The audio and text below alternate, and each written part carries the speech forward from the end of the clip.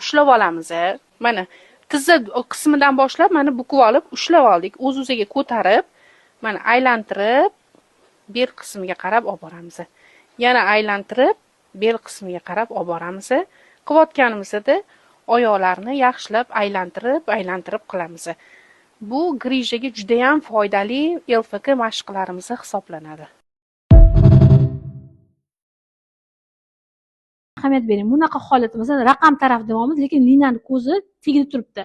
Linani ko'zi har doim tomirga tiqishingizda raqam tarafga to'g'rilab olishingiz kerak. Mana bundoq qilib, shpis mana bunaqa ushlashingiz kerak. Endi qarang, tomir mana bunaqa bo'ladi. Ko'pincha mana endi erkaklar tomirda o'rganinglar deymiz, nimaga ularga uzun, a bizda muncha, mancha tomirlar ko'rinadigan vaziyatlar bo'ladi.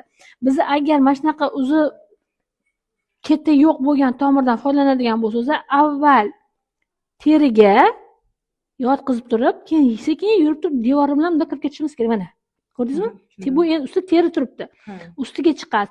Endi ustiga chiqqanda sizga podko'j nimaga bo'ldi? Siz mana bunday kirdingiz. Xo'p. Kirganingizda mana botirdingiz. Botirganingizda mana tegini teshib qo'ydingiz. Sanchasiz, sanching. Qarang, xo'p, tiqamiz. Oxirigacha olib boramiz. Tegiga o'tib ketmaysiz. Olib borib bo'lganingizdan keyin stop qo'yib yuborasiz уже. Qo'yib yuborganingizdan keyin shprisdan qon tortish jarayonini ko'rsatasiz. Qon tortasiz, endi dorini jo'natasiz. Demak, o'zi jigutni siqib bog'lagan bo'lsa, qon yugurib chiqadi. Agar aniqlik kiritish maqsadida shpris forshini bitta orqaga harakatlantirsangiz, mana bundan yugurib qon chiqadi. Qon chiqqanini ko'rdingizmi? Demak, tomirdasiz.